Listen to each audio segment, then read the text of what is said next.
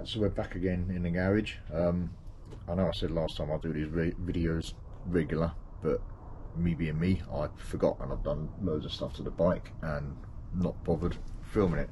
So today what I'm going to go through, I've got to go through and edit some of this because I've already sort of done half the work, but we're going to be going with these, which is a Heinzbike Nano 3-in-1 winglets to replace the standard Harley rear lights, because they're fucking huge, and if I'm blacking everything out I want to get rid of the chrome indicators anyway. So I'm going to crack on. I've already done some of the work, but I'm going to go through and film it in different stages, showing you, taking all the fender off and what wires go where and all that sort of stuff. So it's going to be a little bit of editing for me, but it should all be in some kind of sequence for you. So for now I'm going to get off and carry on. So while I'm at this stage, let's just go through some of the colours on here. Like I say, this is a 2017 Breakout, but the colours might be the same for the other Harleys with 3-in-1 lights. You'll have to check your sort of manual wiring diagram for that. You don't get any instructions with the new Heinzbikes ones, but you can find a PDF on the website. There's only 4 wires, so it's not fucking that hard to do. So you got, on the standard bike, you got black, red, green and white, which on there goes to black and red, so that's 2 of them sorted, and then it goes to yellow and brown. So solder, heat shrink, and I will wrap it up like I have done on that one. These all sit inside the grooves. It's only on here because I want to get all this sort of thread locked in place. But yeah, so that's the wires. Like I say, double check your wiring diagrams. Hopefully it'll be not a million miles away, but it's fairly simple. There's only 4 wires to do.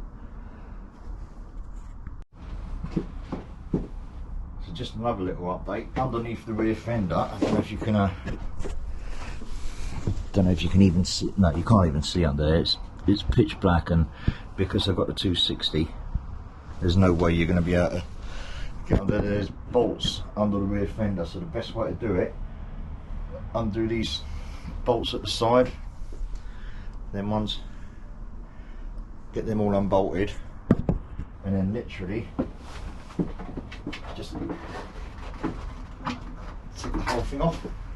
It's that easy. That's the best way to do it.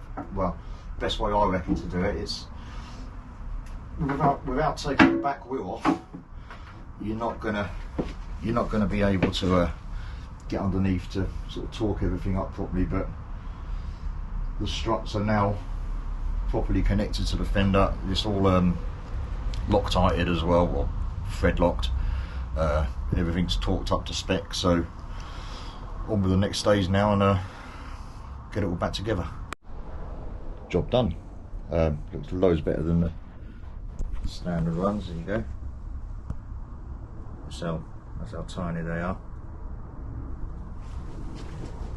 See the other side. If I try and reach the camera, if I try and there you go. Puts that on. Brake light. There's the indicator as well. Have it right so you can see it. Okay. Job done. Pretty fancy.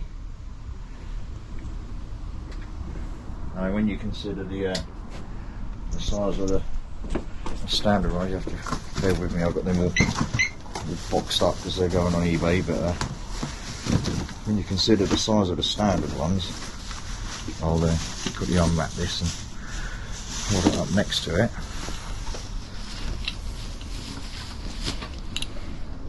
That's ginormous. You can't see it much because it's all black. Everything's black, but that's the difference in size. It's fucking ridiculous. Don't know why they did them. It's so bloody big. That's for other bits on the bike, which I didn't carry on posting up. Just stuck a little bit of colour on. Just a bit of vinyl wrap. Got some of these fancy little Celtic knot work logo things. That all got sent off to powder coat, a little bit of metal flake in it, so it's better than the sort of blistered chrome that was on there. Carrying on with that sort of Celtic knotwork theme, I've got, that's the rear seat screw. Guy on eBay does these on the seat screws, but I messaged him and said, oh, I want extras. Another one there, a little bit more colour added. I did vinyl wrap all this, and it did look quite nice, and it broke the black up quite a lot, but it started lifting. Really got so many double curvatures and triple curvatures, it was a right pain in the arse to wrap, and it only lasted a couple of months, and then it just kind of didn't last anymore, which is a bit annoying. Added a bit of that vinyl wrap to the caliper, and same on the front as well, which I'll get around there in a minute.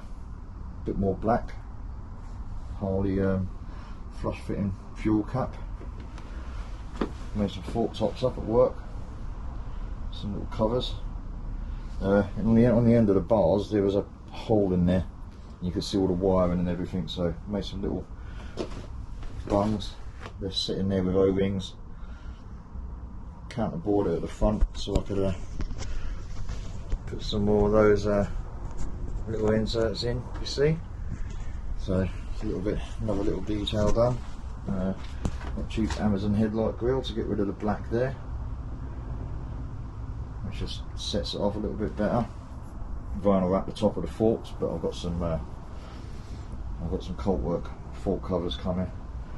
But yeah, it's a lot better. I need to give that a lick of paint at some point, because that's letting it down, and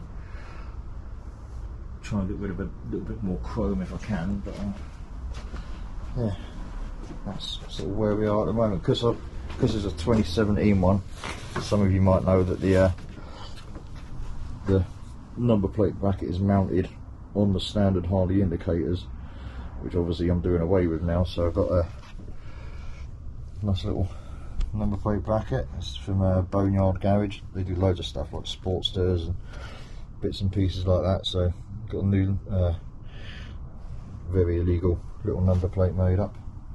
But yeah, that's about it at the moment. So I've got some fork shrouds coming, so they can all go on there once they arrive, which will probably be when I'm on bloody holiday. But yeah, it's slowly getting there. Still loads I want to do, always, isn't it? It's bloody never ending. Right, I'll catch up when I come to do my fork shroud. Oh, I said about the sissy bar on the last one. There's the nice big sissy bar, using the Harley detachable plates and the Harley rear rack. Had them all satin powder coated, and all up here, a sort of back plate on there. This is my old man's. It was his belt buckle on his levers. So you know, he's no longer with us. He died in 2001, but it means whenever we had the sissy bar on there, it's sort of riding with the old man kind of thing. But yeah, that's the sissy bar and rack. I only usually put it on there when she's on the back, so yeah, we're getting there.